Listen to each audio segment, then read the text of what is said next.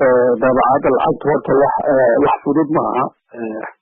waxaan wadan lacagtiisii iyo dhaqaalihiisii intiisa badanba burbureen, laakiin sida hore u maqasheen lacag baa la daabici. waxaanan ku tala jiraa in sanadkan intaanu dhammaan la daabaco.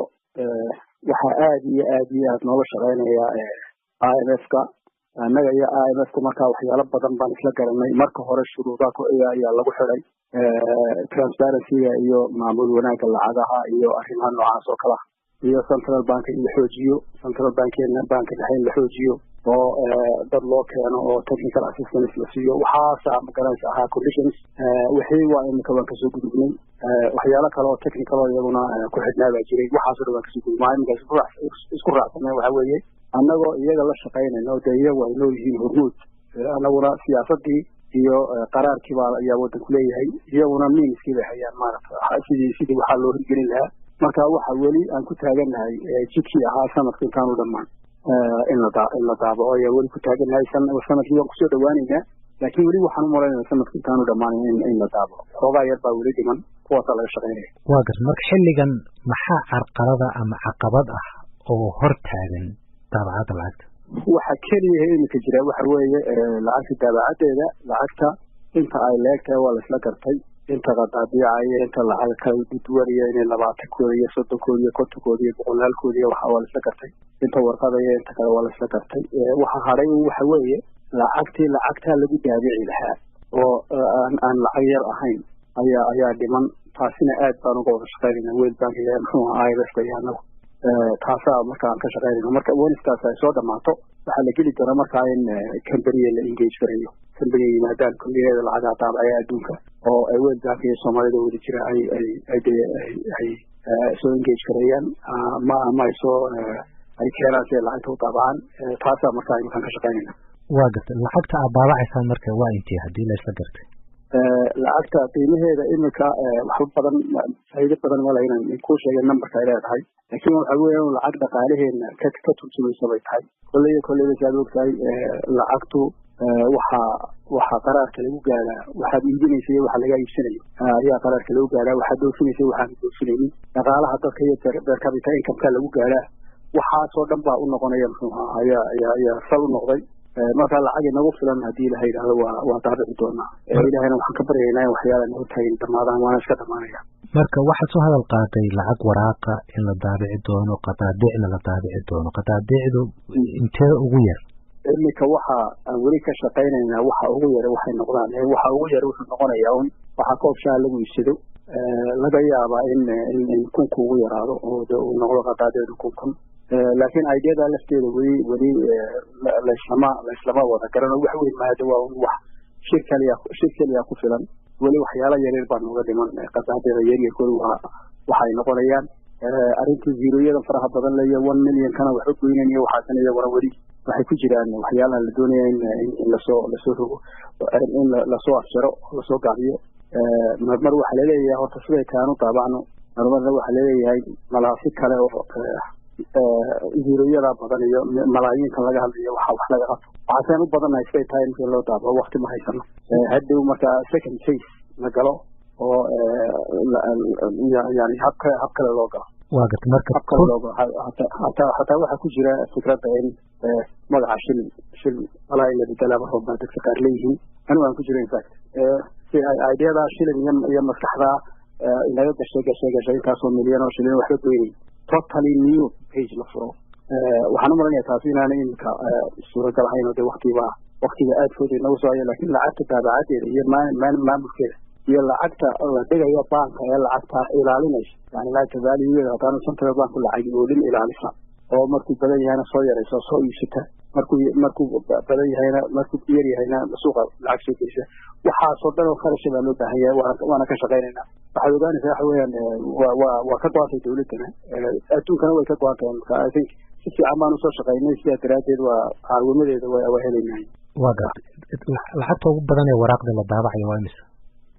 weli waxaa weli laleeyahay malaa 10,000 iyo meelahaas inay noqdo warqad 10,000 20,000 waxyaala noocaasa baa laleeyahay.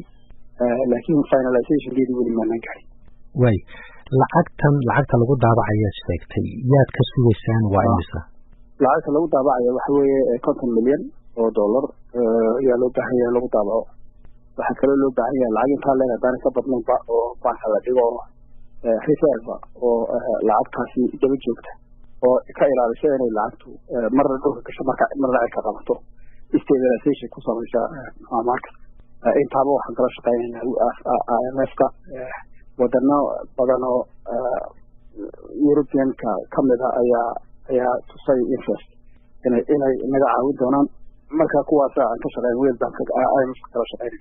marka IMF-ka ayaad ka codsan lacagta inay bixiso dabcan wayna ogolaadeen sidaas miya sax miya hadii saas loo dhigo waa sidaa wey waa sidaa dhammaanteed waxay ogol yihiin inay naga shaqeeyaan si kale ku suuraysaa marka la gaadno waxa weeye lacag Soomaaliya inay dhaqaalaha u baahan yahay marka waxyaalo fara badan ayaa lacagta haddaan lacagteena samaysano dhaqaalaha wax badan bay ka bedelaysaa $100 ee aan faa'iidada lahayn markaa laga mid $100 wuxuu noqonayaa wax aad u fara badan marka dhaqaalaha aad iyo wax wataraysa marka waxa loo og yahay in loo baahan yahay in lacag loo kala la daabaco mar haddii taa la isla gaaray mar haddii annaguna wixii la nooga baahnaa management xaggiisa aan isla garanay waxaa kaloo loo og yahay inaan lacag intaa leeg haysano aan anagu iskaga bixino marka IMF-ku diyaar bay yihiin inay meesha kasoo qaadaan ayna caawiyaan meelo kale iyaguna jira laakiin meelaha IMF-ku ma mari doonaa jeclay marka ma amaah baa lacagta IMF-ku mise waa waxa weeyaan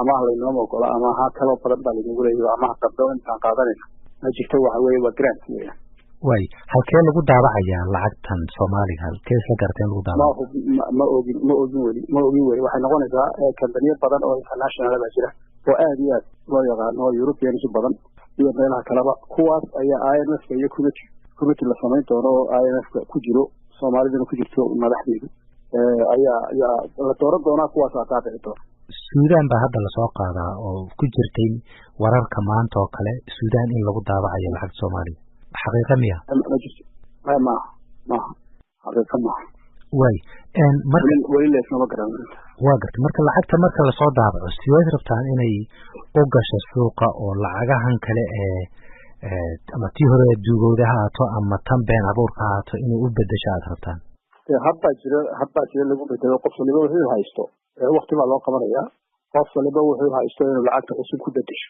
ayay dee noqonaysaa marka waqti baa loo qaban doonaa dhowr bilooda sida iminka ay ku socoto waxaan filayaa dhowrkaa bilood in qof waliba ku bedelan doona waxa haysto sida marka lacag cusub soo baxdaba iyadoo lacagta yaraada haddaad lacag cusub soo baxdo habka loo bedelo baa loo bedelan doonaa marka lacagtani lacag la been abuuri karo miya mise waa lacag aan la been abuuri karin definitely waxa la isku dayay in la been abuuri karin waa yeelanaysaa lacaguhu soo daabacaadooda hataa way kala qaalisan tahay waxay ku qaalinimadana waxa ugu wacan qiimaha lagu soo samaynayo ama lagu soo daabacayo waxay ku xidhan tahay featureska ay leedahay marka lacag ugu feature adag bay noqonaysaa oo sida loo daabacayo aad u adag tahay ay noqonaysa maxay ka tari doontaa marka xaaladan lagu jiro maxaan ku idhaahdaa qalalaasahan dhaqaale lacagahan been abuurka saboolnimada maxay ka tari doontaa waxay ka tari doontaa doorta lacaga yaryar baa jiri doona oo wax lagu iibsado lacagtan faraha badan leh doolarka ee bila faa'iidada ayay qiimaheeda kusoo celi doontaa sovereignty-geenina wuxuu noqonayaa dalku haddaanu lacag lahayn lacagta iyo caalamka iyagoo waxyaalaha calaamadaha waa dawlad madax banaan tihiin marka madax banaaneed iyo psychology nationka bay soo celinaysaa waxay xakameynaysaa lacagahan kale ee meel walba iska yaallay magaalooyinka yaallay wadamada kale inooga imanaya ayay joojinaysaa waxay noqonaysaa value-da nation lagu qiyaaso dhaqaalaha waddanka lagu qiyaaso ayay noqonaysaa marka lacag la-aantu qarib bay ka tahay dhibaato